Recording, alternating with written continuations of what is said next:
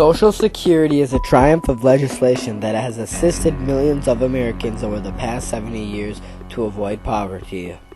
The Social Security program was created during a time in America's history where poverty and unemployment touched millions of Americans. The hard work of President Franklin Delano Roosevelt and other senators helped create a safety net for all Americans called the Social Security Act of 1935.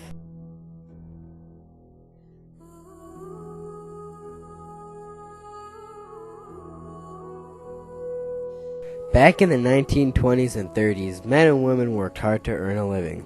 Most people ended up working their whole life until they died. In 1929, the stock market crashed. Because of this economic tragedy, many people's lives were changed. People panicked and were afraid. Hope diminished and life was hard. The 1929 stock market crash was the start of a very depressing time for America. This time became known as the Depression era.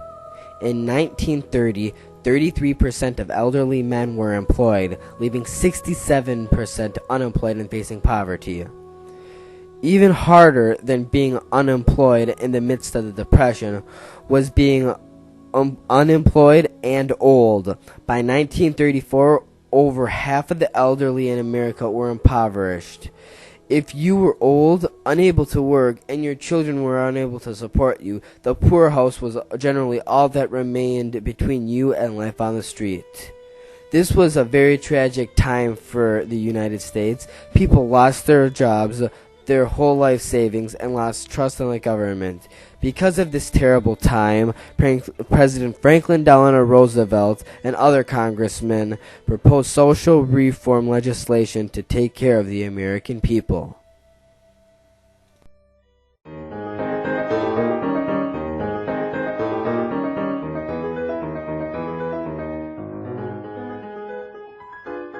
He had sort of a brain trust around him of creative thinkers, people who were, so alarmed by what was going on with the Great Depression that they were willing to try new stuff. And so I expect that a number of those individuals had a voice in helping to create and shape this. The interesting thing to me is that they created it in 1935, but the first benefits were not paid until 1939. So even then there was a sense that we have to get money into the program before we start paying benefits out of the program. I don't think they ever intended that it was going to be, a program in which there wasn't a good financial base to support all these benefits. Social Security programs are designed to protect individuals and their families from income losses due to unemployment, old age, sickness, or death, and to improve their welfare through public services and economic assistance with the task of raising a family.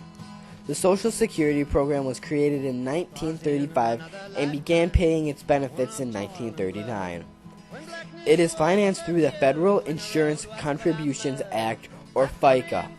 Social Security was one of the great moral successes of the 20th century by providing a critical foundation of income for retired and disabled workers.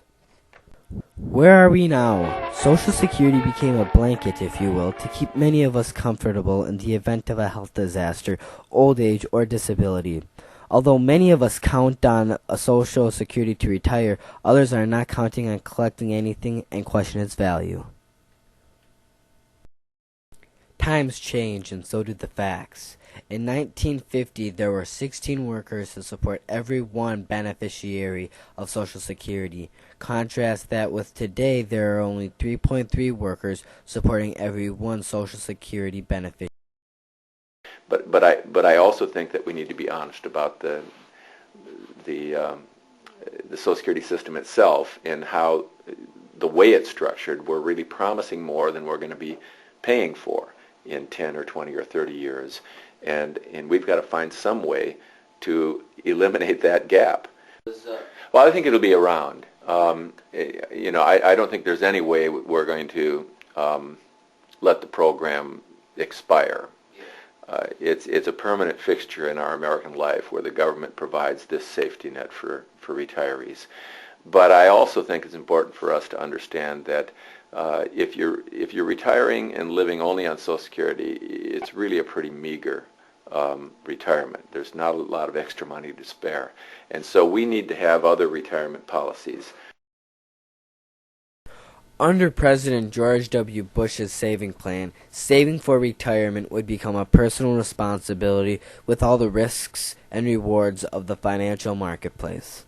Social Security is a hot political issue today, and opinions vary. The debate continues as to how to protect and improve one of our greatest institutions.